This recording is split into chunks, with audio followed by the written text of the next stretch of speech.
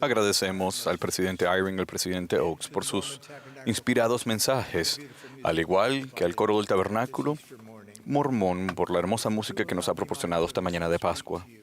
Ahora tendré el privilegio de dirigirme a ustedes. Después de mis palabras, el coro cerrará esta reunión cantando Himno de la Pascua de Resurrección. La última oración ofrecerá el elder Joaquín Costa, de los 70.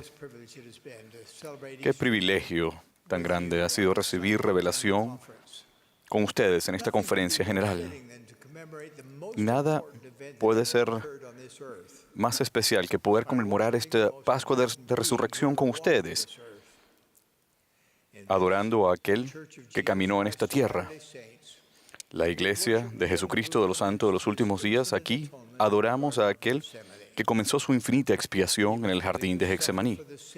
Estuvo dispuesto a sufrir por los pecados y las debilidades de cada uno de nosotros, padecimiento que hizo que sangrara por cada poro. Fue crucificado en la cruz del Calvario y se levantó al tercer día como el primer ser resucitado de los hijos de nuestro Padre Celestial. Lo amo y testifico que Él vive. Él es quien dirige y guía a su iglesia. Sin la infinita expiación de nuestro Redentor, ninguno de nosotros tendría esperanza alguna de algún día regresar a nuestro Padre Celestial. Sin su resurrección, la muerte sería el fin. La expiación de nuestro Salvador ha hecho que la vida eterna sea una posibilidad y la inmortalidad una realidad para todos. Es a causa de su misión trascendental y de la paz que Él concede a sus seguidores que mi esposa Wendy y yo sentimos consuelo la noche del 2 de enero de 2018, cuando nos despertó una llamada telefónica para informarnos que el presidente Thomas S. Monson había pasado al otro lado del velo. Cuánto extrañamos al presidente Monson. Rendimos tributo a su vida y su legado. Siendo un gigante espiritual, dejó una huella indeleble en todos los que lo conocieron y en la iglesia que él amaba.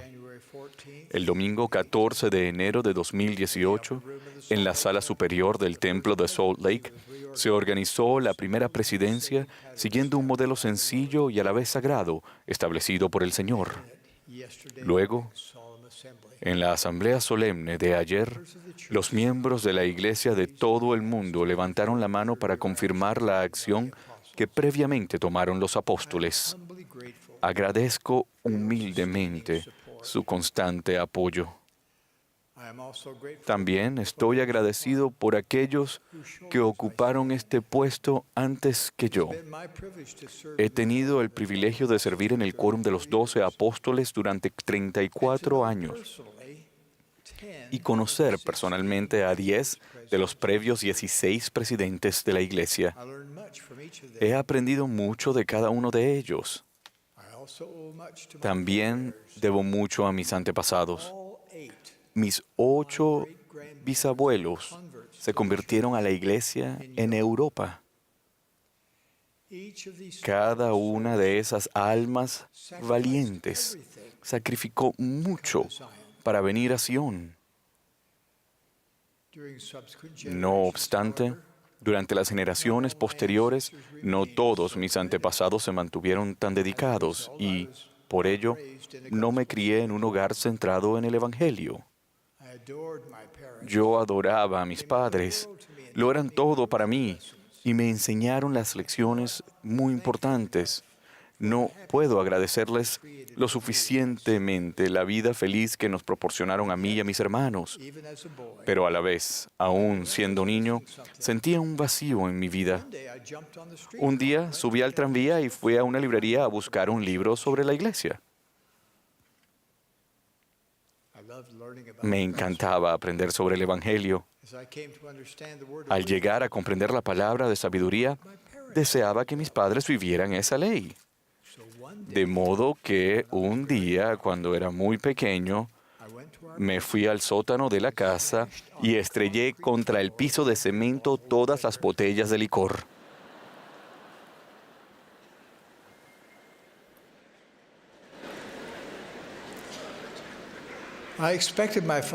Esperaba que mi padre me castigara, pero nunca dijo una sola palabra.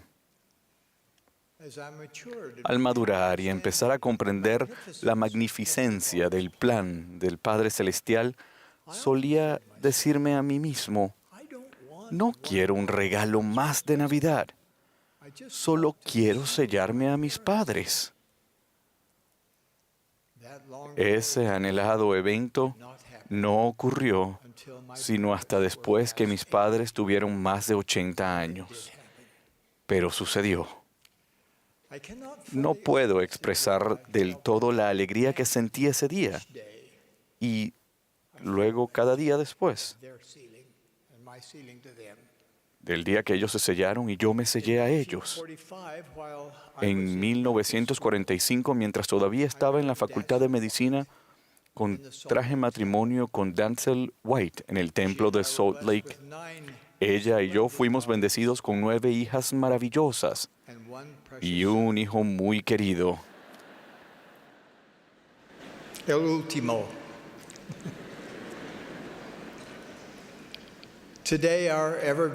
Hoy día nuestra familia que sigue creciendo es una de las grandes alegrías de mi vida. En 2005, después de casi 60 años de matrimonio, mi amada Dancel falleció inesperadamente. Por un tiempo el dolor que sentía era casi paralizante, pero el mensaje de la Pascua y la promesa de la resurrección me infundieron ánimo. Entonces el Señor trajo a Wendy Watson a mi lado. Nos sellamos en el templo de Salt Lake el 6 de abril de 2006. Cuánto la amo. Es una mujer extraordinaria, una gran bendición para mí, para nuestra familia y para toda la iglesia. Cada una de esas bendiciones se ha recibido al buscar y prestar atención a las impresiones del Espíritu Santo. El presidente Lorenzo Snow dijo, ese es el gran privilegio de todo santo de los últimos días, que tenemos el derecho de tener manifestaciones del Espíritu cada día de nuestra vida. Una de las cosas que el Espíritu ha grabado repetidamente en mi mente desde que recibí el nuevo llamamiento como presidente de la Iglesia es cuán dispuesto está el Señor a revelar su disposición y voluntad. El privilegio de recibir revelación es uno de los dones más grandiosos que Dios da a sus hijos. Mediante las manifestaciones del Espíritu Santo, el Señor nos ayudará en todas nuestras rectas aspiraciones. En la sala de operaciones, recuerdo, he estado ante un paciente inseguro acerca de cómo efectuar una intervención quirúrgica sin precedentes. Y he sentido que el Espíritu Santo hacía en mi mente un diagrama de la técnica. Con el fin de reforzar mi propuesta de matrimonio a Wendy, le dije, conozco la revelación y sé cómo recibirla. Como he llegado a descubrir, y es muy típico de ella, ella ya había buscado y recibido su propia revelación acerca de nosotros, lo que le dio el valor para decir sí.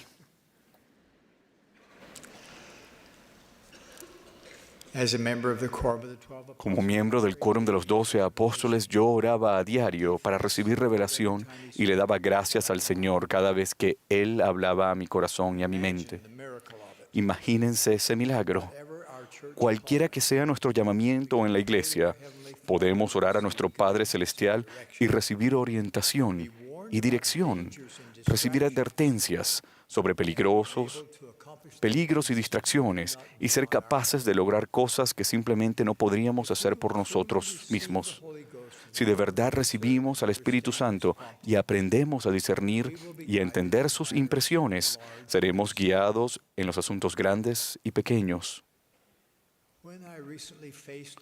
Cuando hace poco enfrenté la enorme tarea de elegir a 2 consejeros, me preguntaba cómo podría escoger a solos 2 de 12 hombres a quienes amo y respeto.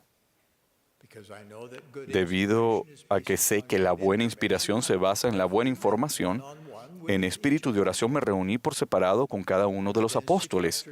Después me fui solo a una sala privada del templo y busqué la voluntad del Señor. Testifico que el Señor me indicó que seleccionara al presidente Dallin H. Oaks y al presidente Henry B. Eyring para servir como mis consejeros de la primera presidencia. De igual manera, testifico que el Señor inspiró el llamamiento del elder Garrett W. Gong y el elder Ulises Suárez para que fuesen ordenados como sus apóstoles. Les doy la bienvenida a esta singular hermandad de servicio. Cuando nos reunimos como consejo de la primera presidencia y quórum de los 12, nuestras salas de reunión se convierten en salas de revelación. El Espíritu está palpablemente presente.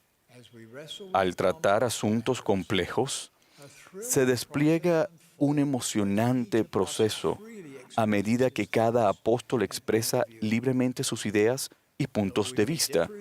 Aunque tal vez nuestras perspectivas iniciales difieran, el amor que sentimos el uno por el otro es constante. Nuestra unidad nos ayuda a discernir la voluntad del Señor para su iglesia. En nuestras reuniones, la mayoría nunca manda. En espíritu de oración, nos escuchamos unos a otros y hablamos entre nosotros hasta que estamos unidos. Entonces, cuando hemos llegado a un acuerdo cabal, la influencia unificadora del Espíritu Santo es electrizante. Llegamos a sentir lo que sabía el profeta José Smith cuando enseñó: por la unidad de sentimientos obtenemos poder con Dios. Ningún miembro de la primera presidencia o del quórum de los 12 jamás dejaría a su propio y mejor criterio las decisiones respecto a la iglesia del Señor. Hermanos y hermanas, ¿cómo podemos llegar a ser nosotros los siervos semejantes a Cristo que el Señor necesita que seamos? ¿Cómo podemos encontrar respuestas a las preguntas que nos dejan perplejos? Si algo nos enseña la experiencia trascendental que tuvo José Smith en la arboleda sagrada, es que los cielos están abiertos y que Dios habla a sus hijos. El profeta José Smith estableció un patrón que hemos de seguir al resolver nuestras preguntas. Atraído a la promesa de Santiago de que si carecíamos de sabiduría, podíamos pedirla a Dios, el joven José llevó su pregunta directamente al Padre Celestial. Él procuró revelación personal, y esa búsqueda dio comienzo a esta última dispensación.